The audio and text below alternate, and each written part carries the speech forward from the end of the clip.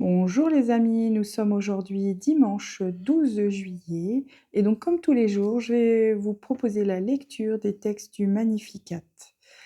Donc voilà, on va commencer par la première lecture, mais avant, comme tous les jours, je vous propose donc de faire avec moi le signe de croix. Au nom du Père, du Fils et du Saint-Esprit. Amen. Lecture du livre du prophète Isaïe. Ainsi parle le Seigneur. La pluie et la neige, qui descendent des cieux, n'y retournent pas, sans avoir abreuvé la terre, sans l'avoir fécondée et l'avoir fait germer, donnant la semence au semeur et le pain à celui qui doit manger.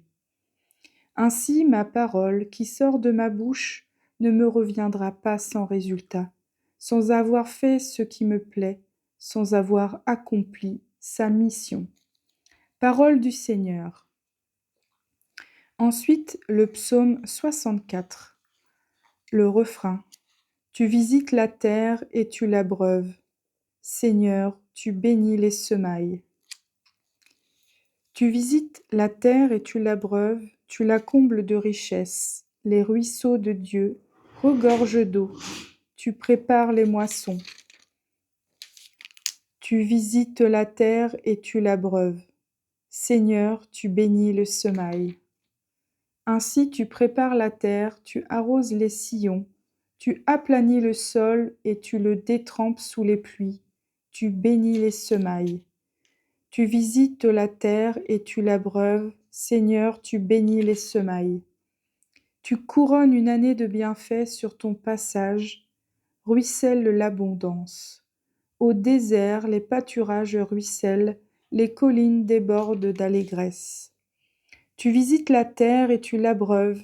Seigneur, tu bénis les semailles. Les herbages se parent de troupeaux et les plaines se couvrent de blé. Tout exulte et chante. Tu visites la terre et tu l'abreuves. Seigneur, tu bénis les semailles. Deuxième lecture. Lecture de la lettre de saint Paul apôtre aux Romains. Frères, j'estime qu'il n'y a pas de commune mesure entre les souffrances du temps présent et la gloire qui va être révélée pour nous. En effet, la création attend avec impatience la révélation des fils de Dieu, car la création a été soumise au pouvoir du néant, non pas de son plein gré, mais à cause de celui qui l'a livrée à ce pouvoir.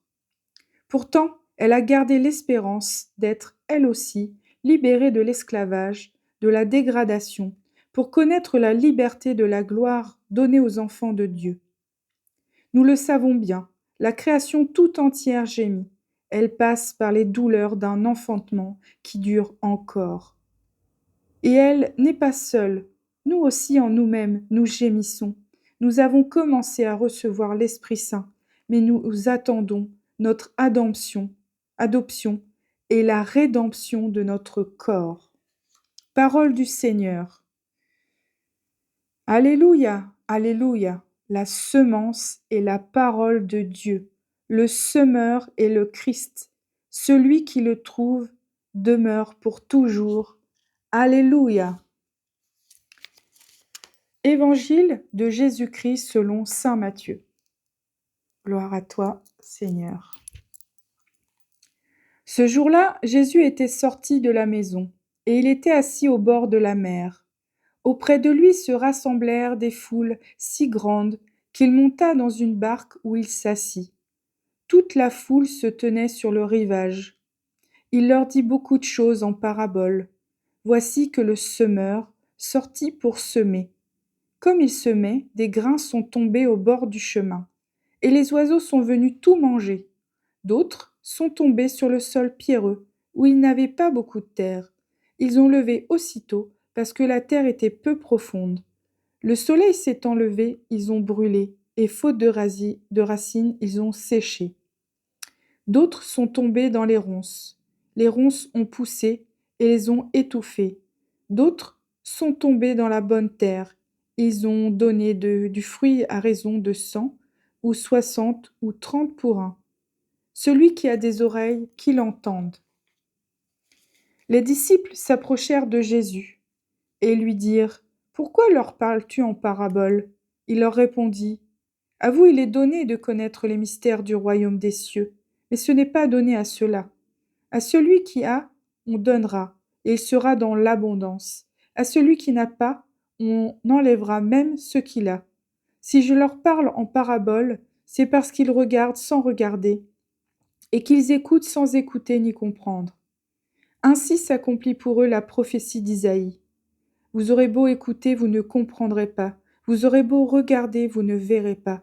Le cœur de ce peuple s'est alourdi. Ils sont devenus durs d'oreilles. Ils se sont touchés les yeux, de peur que leurs yeux ne voient, que leurs oreilles n'entendent, que leur cœur ne comprenne, qu'ils ne se convertissent. Et moi, je les guérirai. Mais vous, heureux vos yeux, puisqu'ils voient, et vos oreilles puisqu'elles entendent. Amen, je vous le dis, beaucoup de prophètes et de justes ont désiré voir ce que vous voyez et ne l'ont pas vu, entendre ce que vous entendez et ne l'ont pas entendu. Vous donc, écoutez ce que veut dire la parabole du semeur. Quand quelqu'un entend la parabole du royaume sans la comprendre, le mauvais survient et s'empare de ce qui est semé dans son cœur. Celui-là, c'est le terrain ensemencé au bord du chemin. Celui qui a reçu la semence sur un sol pierreux, c'est celui qui entend la parole et la reçoit aussitôt avec joie. Mais il n'y a pas de racine en lui. Il est l'homme d'un moment. Quand vient la détresse ou la persécution à cause de la parole, il trébuche aussitôt.